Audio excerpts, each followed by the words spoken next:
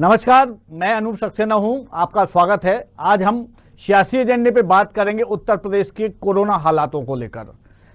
उत्तर प्रदेश में बेकाबू हुए कोरोना संक्रमण की चेन तोड़ने के लिए योगी सरकार ने वीकेंड लॉकडाउन का ऐलान तो कर दिया है। अब रविवार को ग्रामीण और शहरी दोनों क्षेत्रों में इमरजेंसी सेवाओं को छोड़कर पूर्णतः बंदी रहेगी। इस पर बड़े स्तर पर सैनिटाइजेशन अभियान चलेगा। वहीं लापरवाह लोगों को शिकंजा कसने के लिए सरकार ने जुर्माने की राशि भी तय कर दी है। अब पहली बार बिना मास्क पकड़े जाने पर 1000 रुपये का जुर्माना भी लगेगा। दोबारा पकड़े जाने पर 10 गुना से अधिक जुर्माना वसूल किया जाएगा।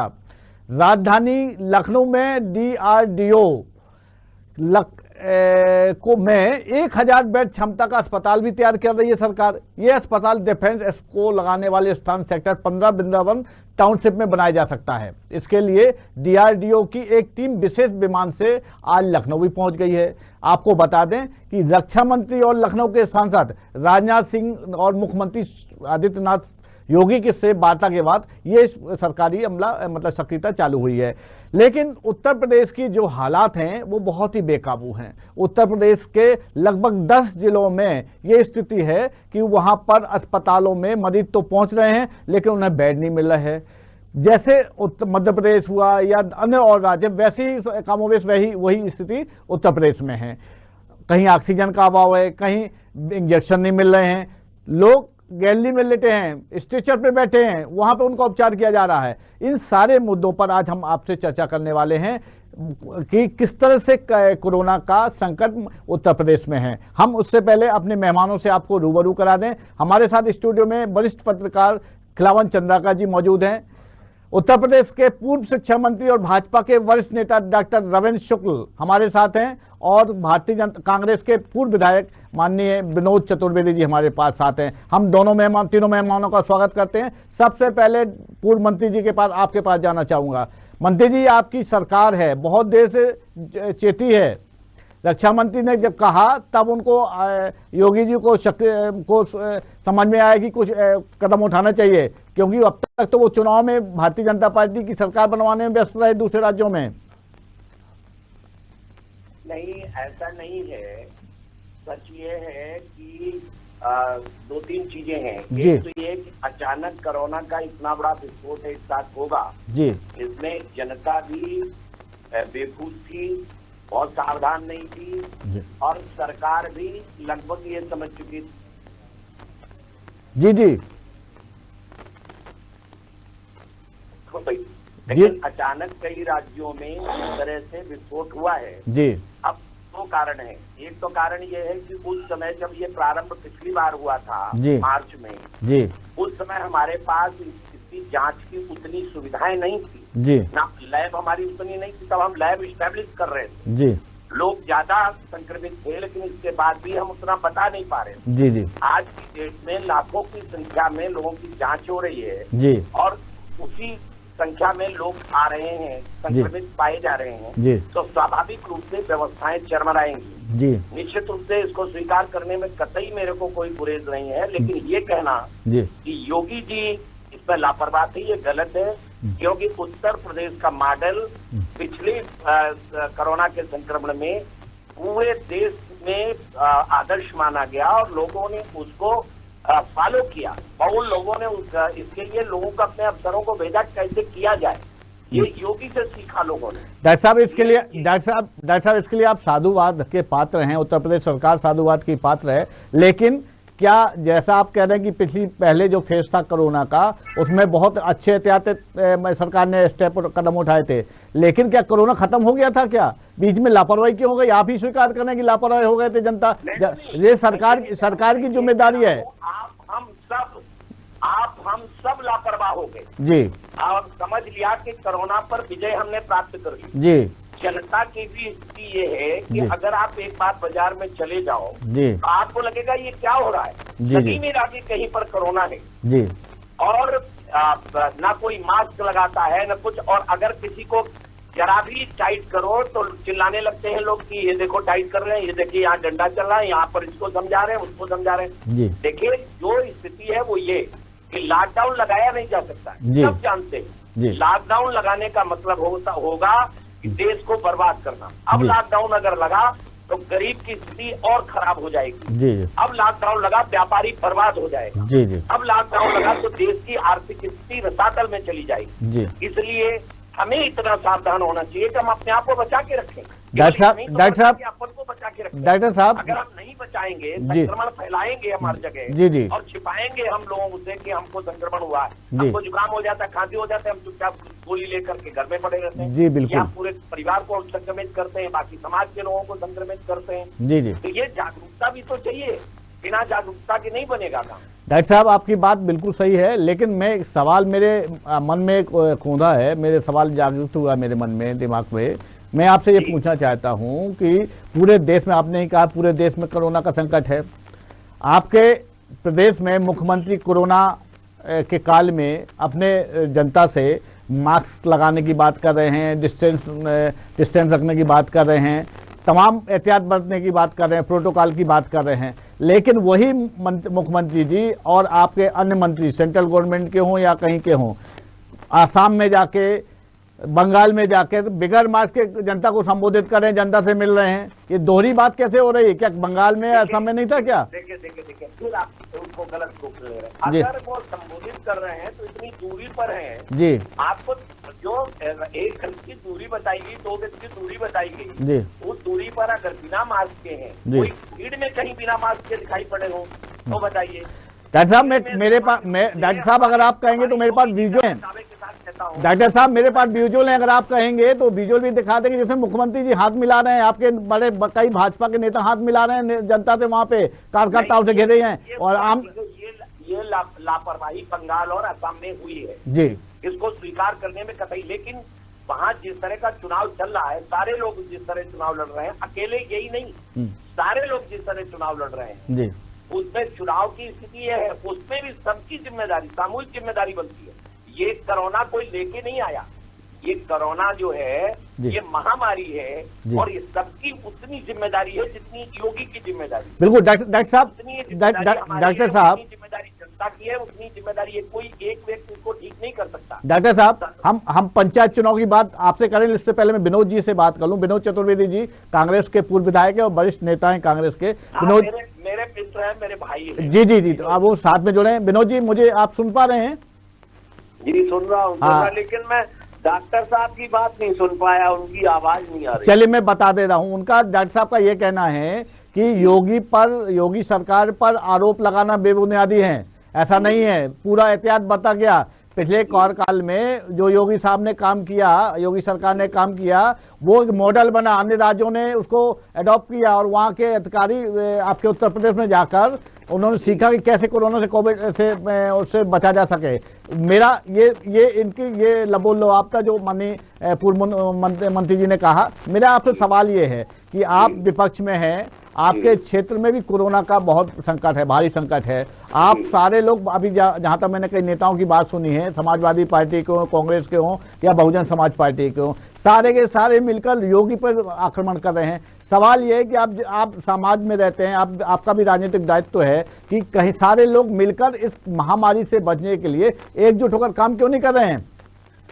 देखिए अनुज जी, सर, पहले तो प्रजातंत्र में जो सत्ताधारी दल होता है जी, उसकी जवाबदेही होती है जी, और हम लोगों की तो इनको आगाह करना है जी। इन्हें जब हमने केरल में पहला केस मिला तब हमारे माननीय राष्ट्रीय अध्यक्ष थे माननीय राहुल जी ने इन्हें आगाह किया कि देखिए कोरोना का पहला केस आ चुका है जी, और ये जो फ्लाइटें आ रही हैं अब इन पर जांच बहुत तेजी से की जाए ताकि कोरोना का भय यहाँ न फैल सके जी। और उस महामारी के मामले में पूरा विश्व परेशान होने लगा था जी, लेकिन इन्होंने नहीं माना। इन्हें तो नमस्ते ट्रम्प, इन्हें जो है अब की बार ट्रम्प सरकार इन्हें बनानी थी जी। फिर इन्हें मध्य प्रदेश की सरकार गिरानी थी जी। ये मॉडल कुछ नहीं था और अगर मॉडल होता योगी जी का तो योगी जी खुद पॉजिटिव है आज जी। और योगी जी के टीम के 11 IAS सब पॉजिटिव है। अगर इनमें ही कोई मॉडल होता तो ये क्यों पॉजिटिव हो जाते बताइए हमें। ये तो ये कहिए कि कुछ उस टाइम ऐसी स्थिति बनी कि जब लॉकडाउन हुआ तो गांव में जो मजदूर लौटा और उस मजदूर को गांव वालों ने, क्योंकि जब वो गांव वालों को ये लगा कि ये आएंगे और ये रोग छोड़ जाएंगे, तो उनने उनको स्कूलों में रखा और स्वास्थ्य विभाग को उन लोगों ने सूचनाएं की कि भाई ये लोग आए हैं, इनकी चेकिंग करो तब हम घर में जाने देंगे। जी जी। आज तो अनूप जी ये हालत है कि चूंकि अब वोट आ रहा है पूरे देश से यूपी में, जी जी, और उनको अब हम ये नहीं कह सकते गांव वाले कि आप स्कूल में रहिए। अब तो चूंकि वोट लेना है तो गले लगाना पड़ेगा जी। इस चुनाव के बाद उत्तर प्रदेश की वो भयावह स्थिति होती जो कल्पना से परे होगी, देखना आप। आज तो चूंकि न्यूज चैनल के एक तरह से सरमाए और चौथे स्तंभ में इस देश के, आप देखना उत्तर प्रदेश की हालत कितनी खराब होगी। और जहां तक स्वास्थ्य सुविधाओं की बात है, 1000 बेड अगर लगा दिया, 1000 बेड में क्या होता, 24 करोड़ जनता है, 24 करोड़ जी जी। और अभी तक कुल 81 लाख लोगों का टीकाकरण हुआ है माननीय अनूप जी, 81 लाख, 24 करोड़ जनता में 81 लाख का टीकाकरण हुआ कुल। आप बताइए कितने परसेंट हुआ, और इस रफ्तार से अगर चलेगा तो 7-8 साल लगेंगे टीकाकरण में उत्तर प्रदेश में जी जी। और इस पे अपनी पीठ थपथपाते हैं, ये तो इनका तो एक खेल बहुत अच्छा है कि ये खुद ही जो करते हैं उसके लिए अपनी पीठ थपथपाएंगे, अरे हमने बहुत अच्छा कर दिया। विनोद जी मंत्री जवाब देना चाहते, लेकिन हमारे साथ पत्रकार, वरिष्ठ पत्रकार के चंद्रिका जी भी हैं, इनकी भी पैनी नजर उत्तर प्रदेश की राजनीति में। केवल 1 मिनट जी जी, बताइए, बोलिए। देखिए ऐसा है, आप जानते हो जहाँ तक वैक्सीन की बात कर रहे हैं, सारे विपक्ष ने मिलकर वैक्सीन के बारे में जो भ्रम फैलाया जी, उसे परसेंटेज कहाँ से बढ़ेगा जी जी। यही लोग उसको भाजपा की वैक्सीन कहकर के संबोधित कर रहे थे जी, पूरी जनता को गुमराह कर रहे थे जी। जनता को जब गुमराह करेंगे जी, तो ये बताइए ये जो जन कल्याण का काम है, अब आज क्यों वैक्सीन लगा रहे हैं जी, आज क्यों भाजपा की नहीं बनी रही? नहीं, डॉक्टर साहब सवाल मेरा ये है कि जैसे विनोद जी ने कहा कि 24 करोड़ की जनता में मात्र 21 लाख का लोगों को टीकाकरण हुआ है। 81 लाख बता रहे हैं वो विनोद जी। अच्छा, विनोद जी मेरे मित्र हैं, विनोद जी भी अच्छी तरह जानते हैं, मैं तो केवल एक बात कहता हूं, फिर भी 81 लाख भी बहुत बड़ी संख्या नहीं होती ना। बेकार है जी, केवल भ्रम फैला करके लोगों को कह दिया वैक्सीन के ऊपर विश्वास मत करिए, सारे लोगों को चलिए रवेन जी मेरा आपने एक सवाल भी है, लेकिन मैं वरिष्ठ पत्रकार चंद्रिका जी के पास जाऊंगा। सर, आपने सुना दोनों मेहमानों का, ये लेकर अपना पक्ष रख रहे हैं, लेकिन जिस तरह से उत्तर प्रदेश की भयावह स्थिति है, और जैसे रविंद्र शुक्ला जी ने कहा कि मॉडल था उत्तर प्रदेश, लेकिन ऐसा कुछ दिखाई दे रहा है कि आपको कि वो मॉडल है और जो आज मौजूदा स्थिति है उससे क्या वहाँ के लोगों को कोरोना से संकट से दूर निजात मिल पा रही है क्या? रविंद्र शुक्ला जी इसको मॉडल भले ही कहे, लेकिन मैं इसको मॉडल नहीं मानता अनूप जी। देखिए, हम तुलना करें, मध्य प्रदेश की तुलना कर लें और दूसरे प्रांतों की बात अलग है जी जी। मध्य प्रदेश की जनसंख्या 8 करोड़ जी, यूपी की जनसंख्या 24 करोड़ जी जी। मध्य प्रदेश में टीकाकरण हो गया लगभग 70 लाख जी जी लोगों का जी, और यूपी में 24 करोड़ की 81 लाख हो गए। 24 करोड़ की जनसंख्या में 81 लाख हुआ तो बहुत बड़ी उपलब्धि नहीं है। दूसरी बात, आपके लगातार स्क्रीन पे मैं देख रहा हूँ, आज सुबह समाचार पत्रों में भी, सुबह टीवी न्यूज़ चैनल से भी पता चला कि 1000 बेड का अस्पताल लखनऊ में DRDO द्वारा स्थापित किया जाने वाला है जी। मुझे लगता है कि आज यदि DRDO को कोई काम शुरू कर रहा है तो उसमें कम से कम, मुझे लगता है DRDO जैसी संस्था भी काम करे, एजेंसी भी काम करे, तो कम से कम 6 महीने 7 महीने का समय तो बड़े अस्पताल को स्थापित करने में लग सकता है। बिल्कुल। यदि सरकार इसके बजाय अस्थायी रूप से विभिन्न कैंपों में, विभिन्न अस्पतालों में बेडों की संख्या बढ़ाती, ICU बेड की संख्या बढ़ाती, सामाजिक संस्थाओं को आगे ला करके यदि जो विभिन्न सामाजिक संस्थाएं हैं उनके भवन होते हैं वहाँ इस तरह की व्यवस्था की जाती कि तत्काल जो बेड की ज़रूरत है, जो मरीज लगातार संख्या में बढ़ रहे हैं। शुक्ला जी, आपको मैं बताना चाहूँगा कि जब 1 मार्च को आपके यूपी में संख्या मैंने देखा तो पता चला कि 1700 मरीज मात्र आए थे, और कल के डेट में आज जो नया आंकड़ा आया है वो 25,000 को पार कर चुके हैं आपके सिर्फ यूपी में। तो मुझे लगता है कि ये बहुत भयावह संख्या है। एक्टिव मरीजों की संख्या आज के डेट में 1 लाख को पार कर चुका है आपके यहाँ का।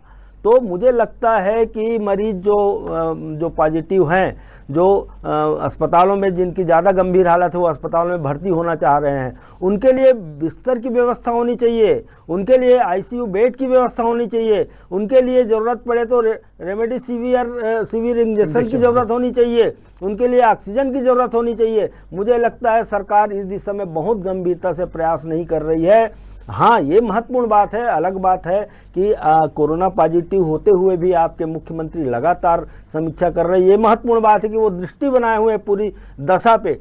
लेकिन आपको ये बताते हुए मुझे दुख हो रहा है कि इसी सोमवार को जब इलाहाबाद हाई कोर्ट ने आदेशित किया कि 2 से 3 सप्ताह का लॉकडाउन लगना चाहिए कोरोना पर प्रभावी नियंत्रण के लिए, तो आपकी सरकार आखिर क्यों ऐसा नहीं कर पा रही है? क्या मजबूरी है आखिर?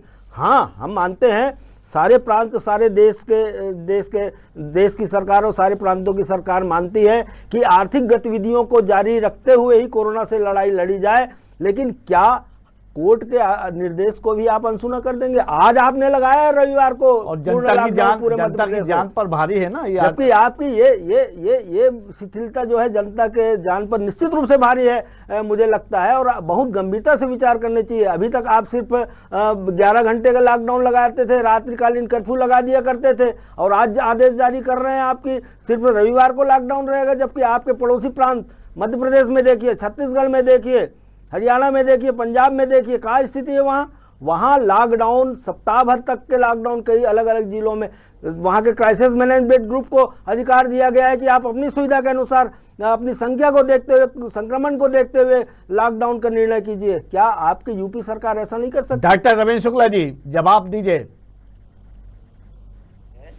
डॉक्टर साहब, आप ये कह रहे हैं कि अलग से बेड की व्यवस्था करनी चाहिए, तो आपकी जानकारी होनी चाहिए जितने भी नर्सिंग होम हैं जी प्रदेश के अंदर, सारे नर्सिंग होम को आदेशित किया गया कि सब कोविड वार्ड बनाएं, और सबने बना लिए हैं, एडमिशन वहां शुरू हैं। दूसरा ये है कि जो रेलवे के डिब्बे हैं उनको भी बनाया गया। तीसरा ये जितने होटल्स हैं उन सारे होटल्स को निर्देशित किया गया है कि वो अपना जो है वहां पर मरीजों को हम भर्ती करेंगे। तो ये सारी व्यवस्थाएं हो गई हैं, केवल डीआरडीओ के हॉस्पिटल के ऊपर ये प्रदेश निर्भर नहीं है। और इतनी व्यवस्थाएं, हाँ ये जरूर इसके 3 कैटेगरी बनाई गई है जी। एक कैटेगरी ये है जो बहुत गंभीर हैं जी, जिनको ऑक्सीजन और बाकी चीजों की जरूरत है, उनको मेडिकल कॉलेज के सुरक्षित वार्ड में ले जाया जाएगा जी। दूसरे जो उससे कम है उनको नर्सिंग होम ले जाया जाएगा जी। तीसरे जो सबसे कम है उनको ले जाया जाएगा होटलों में जी। ये सारी व्यवस्था हो चुकी है और उसको लागू कर दिया गया है जी। केवल जो व्यवस्था, तीसरे क्या है कि जांच इस सीमा तक हो रही है, लाखों की संख्या में आप देखिए ना कितनी जांच हो रही है जी। उस जांच में जो स्थिति निकल रही है जी। ये केवल यहीं की स्थिति नहीं, अमेरिका जैसा देश घुटने टेक गया, उसने कुछ नहीं कर पाया, जबकि हमने प्रभावी नियंत्रण हमारे देश ने किया। शुक्ला जी मुझे ये बता दीजिए, शुक्ला जी सबसे आगे जाएगा। बिल्कुल आप निश्चिंत रहिए। मेरी जिज्ञासा ये है कि उत्तर प्रदेश में आपने कहा नर्सिंग होम में है, निजी अस्पतालों में है, तो वहां पे तो जो पैसे वाले वहीं पहुंच पा रहे होंगे, गरीब आदमी है। दरें निर्धारित कर दी गई, उससे ज्यादा ले नहीं सकते हो जी जी। अरे 5-5, 7-7 लाख रुपए कौन आम आदमी कैसे दे पाएगा? बिल्कुल गलत है ये बिल्कुल गलत है। एक भी उदाहरण आप दे देंगे तो मैं मान जाऊंगा। अच्छा शुक्ला जी, मैं मध्य प्रदेश और अन्य राज्यों का लगवानी है तो इतने पैसे में लगेगी, अगर इसका कोरोना का इलाज है तो इतने का होगा, सारी पूरी सूची तय हो गई है। क्या बात करते हैं? मानिए मेरा सवाल एक बता रहा हूँ आपसे, मेरा ये कहना है कि मध्य प्रदेश सहित कई ऐसे राज्य हैं जहां पर यहाँ की सरकारों ने गरीबों के लिए, मध्यम वर्गीय के लिए निःशुल्क उपचार की व्यवस्था की गई अस्पतालों में। आपको उत्तर प्रदेश में है क्या? जी है जी, हमारे यहाँ बिल्कुल निःशुल्क हो रही है। चलिए जितने भी सरकारी हॉस्पिटल्स हैं, प्राथमिक हॉस्पिटल्स हैं, उन सब में निःशुल्क हो रहा है। चलिए, लेकिन जो प्राइवेट हैं उनमें निश्चित दर निश्चित कर दी गई है, इसके ऊपर आप पैसा नहीं ले सकते। जी जी। विनोद जी, उसको दंडनीय अपराध बना दिया गया। जी जी बिल्कुल। विनोद जी, आपके उत्तर प्रदेश में इस समय पंचायती चुनाव चल रहे हैं, त्रिस्तरीय पंचायती राज चुनाव चल रहे हैं, प्रधान के चुनाव हो रहे हैं, ब्लॉक प्रमुख के चुनाव हो रहे हैं, जिला पंचायतों के हो रहे हैं। कोरोना भी एक भयावह है, कोरोना अलग जान ले रहा है लोगों की, और आप वोट के लिए जा रहे हैं। जैसे पूर्व मंत्री जी कह रहे थे कि बिल्कुल डिस्टेंस का पालन किया जा रहा है, उत्तर प्रदेश वहाँ दूसरे राज्यों में ठीक है, लेकिन मध्य प्रदेश उत्तर प्रदेश में बहुत ध्यान दिया गया। हम कल देख रहे थे, आज भी मैंने देखा है, जहां कल आपके एक फेस की वोटिंग थी, वहां पर लोग बिल्कुल कतारों में बिल्कुल झूम बिल्कुल सटे हुए खड़े हुए थे, बिल्कुल कहीं मार्ग नहीं दिखाई दिया जाता। विनोद जी भी जानते हैं गाँव में कोरोना है ही नहीं। अच्छा, देखिए मंत्री जी को तो वही कह रहा है जो सरकार कहेगी, और वरना माननीय मंत्री जी ये बता दें, इनके यहाँ 500 बेड का वो मेडिकल कॉलेज बना, भारत सरकार ने बनाया था झांसी में, उस सरकार में जो है मनमोहन सिंह की, उसमें कोई स्टाफ नहीं है, खाली दीवारें बनी खड़ी है। और जो ये कह रहे हैं नर्सिंग होम, कोई नर्सिंग होम नहीं लिया गया। आप ये कहते हैं हमारे यहाँ मेडिकल कॉलेज खुले हो गए कम से कम 15 साल, कोई स्टाफ नहीं है, सब जो है संविदा पे नौकरी कर रहे हैं, ना तो स्टाफ है ना कोई कर्मचारी है। ये कहने के लिए तो ये कुछ भी कह सकते हैं, ये तो ये कहेंगे सबको फ्री इलाज हो रहा है। तो इन्हीं के CSC है के माननीय केसरीनाथ त्रिपाठी जी जो गवर्नर रहे हैं, जो हमारे यहाँ विधानसभा के अध्यक्ष रहे, उनका भतीजा चीफ स्टैंडिंग काउंसिल था इलाहाबाद में, उसकी कल डेथ हो गई, 42 साल की उम्र है उसकी, 42 साल की उम्र थी। उसको वो इंजेक्शन जो मिलता है वो पूरे इलाहाबाद में नहीं मिला। आप ये बात कर रहे हैं मंत्री जी को, तो इसलिए कहना है कि चैनल पे अगर कहेंगे, हकीकत तो देखिए आप, यहाँ गाँव में जो हालत है, काय का डिस्टेंसिंग, ना डिस्टेंसिंग है ना कोई मास्क। लेकिन वो कह रहे कोरोना गांव में नहीं है, विनोद जी वो कह रहे कोरोना गांव में नहीं है। वो तो इस देश में भी नहीं था। उनके माननीय राष्ट्रीय प्रधानमंत्री जी ने कहा भारत में नहीं आएगा कोरोना, और आगे ज्यादा कोरोना होगा। जी, ये तो उनका वो पूछे वहाँ झांसी में जो उसने डीएम ने लगाया है रात का कर्फ्यू, कोरोना नहीं है तो क्यों कर्फ्यू लगा दिया झांसी में? माननीय मंत्री जी तो वहीं गाँव की बात कर रहे हैं, वो गाँव की बात कर रहे हैं, गाँव में नहीं है। नहीं, उसने तो जिले भर में लगाया। आज ही बलुआ सागर में 13 केस निकले हैं, बताइए मंत्री जी से 13। बिल्कुल पास में है, झांसी से बलुआ सागर पास में ही है। जी, बलुआ सागर में मेरी बेटी ब्याही है, छोटी सी जगह है, जानते हैं मंत्री जी। आज निकले वहाँ भी कस्बे हैं, सिटी है, उनमें 33 लोगों का टेस्ट, वही 13 जो है उसमें कोरोना पॉजिटिव आए। गाँव में लोग कहते काहे का कोरोना, वो तो कहते गाँव में कोरोना नहीं, तो जब मरेंगे तब, ऐसे तो सभी डॉक्टर साहब गाँव के लोग भले ही कहें, लेकिन क्या सरकार कहेगी? दूसरा सवाल ये कि ऐसी स्थितियों में क्या पंचायती अनूप जी, मैं आपको सच बताता हूँ, आप सर्वे कर लीजिए जी, ये जो ज्यादा सुविधा भोगी है उनको कोरोना हो रहा। दूसरा क्या है, ये अनुशासन नहीं मान रहे जी। आपको कहा गया आप मास्क लगा के रहिए, 3 फीट कम से कम 2 गज की दूरी पर रहिए, नहीं गले मिलेंगे, हाथ मिलाएंगे। अरे क्या जरूरत है इस सब की? अपनी सुरक्षा अपने हाथ में है, सावधानी हटी दुर्घटना घटी। और मरना जीना ये कभी भी हम सब जानते हैं कि सारी सुविधाएं होने के बाद भी मरना और जीना लगा रहेगा, ये क्रम कभी खत्म नहीं होगा। मंत्री जी, वो मृत्यु नहीं है जो मृत्यु इच्छा की मृत्यु है, ये महामारी है, महामारी। अगर मंत्री जी अगर ऐसा है तो हम सब हाथ बैठ के भगवान पे भरोसे छोड़ रहे हैं क्या?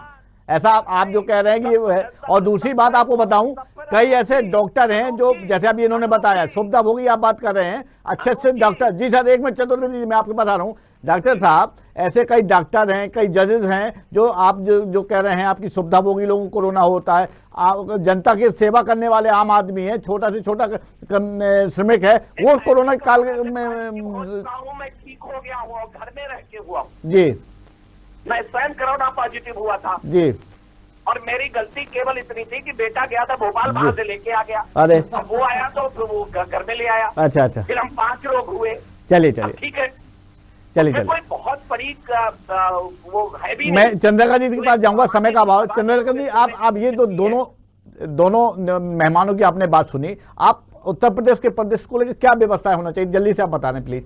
एक तो सबसे महत्वपूर्ण बात यह है अनूप जी कि पंचायत चुनाव को तत्काल प्रभाव से निरस्त करना चाहिए, अभी आगे बढ़ा देना चाहिए, जब स्थिति सामान्य हो तब।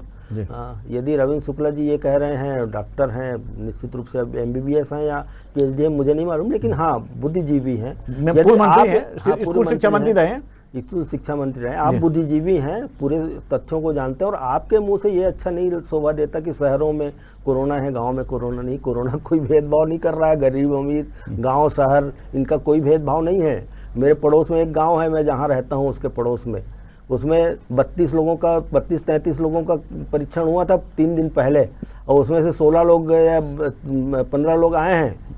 यही हालत लगभग सभी गांवों की है। जहां लापरवाही बढ़ती जा रही है, उन गांवों में कोरोना फैल रहा है शहरों के साथ साथ।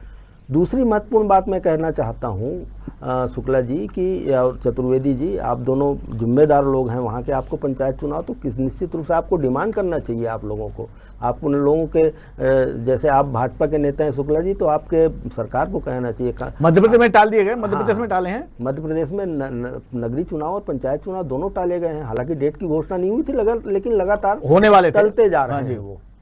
इसी तरह मैं आपसे ये कहना चाहता हूँ, आपने कल एक जज महोदय का पत्र जो सार्वजनिक हुआ है वो देखा होगा। उनने कल आपके जितने हेल्पलाइन नंबर है, 4-5 हेल्पलाइन नंबर दिए हैं, आप उनमें लगातार फोन करते रहे दिन भर। प्रशासनिक अधिकारियों को फोन किए, अस्पतालों को फोन किए कि मैं घर में क्वारंटाइन हूं, मेरी पत्नी मरणासन अवस्था में पहुंचती जा रही है, मुझे रेमडेसिविर इंजेक्शन चाहिए और मुझे बेड चाहिए। क्या उनको मिल पाया? अंततः आज सुबह 10 बजे 10:30 बजे खबर आएगी कि उसकी पत्नी की डेथ हो गई। जी। क्या ये व्यवस्था है? क्या इसी व्यवस्था से आप जीत पाएंगे? बिल्कुल चंद्रका जी, संक्रमित लोगों को इलाज मुहैया करा पाएंगे इसी व्यवस्था से? बिल्कुल जो परेशानियां कठिनाइयां उसको दूर करने के बाद ही हम निश्चित रूप से कोरोना पर विजय। बिल्कुल चंद्रका जी, बिल्कुल समय का अभाव है और कोरोना ऐसा मुद्दा है, इतनी भयंकर महामारी है कि इस पर अगर चर्चा करें तो बहुत लंबा समय हो जाएगा, लेकिन समय इसकी इजाजत नहीं देता। ये सही है कि कोरोना किसी का भेदभाव नहीं करता है, लेकिन उत्तर प्रदेश की सरकार जो भी कर रही है और उस पर और काम करने की आवश्यकता है। आप तीनों मेहमानों का बहुत बहुत धन्यवाद। फिर कभी किसी मुद्दे पर चर्चा होगी। नमस्कार।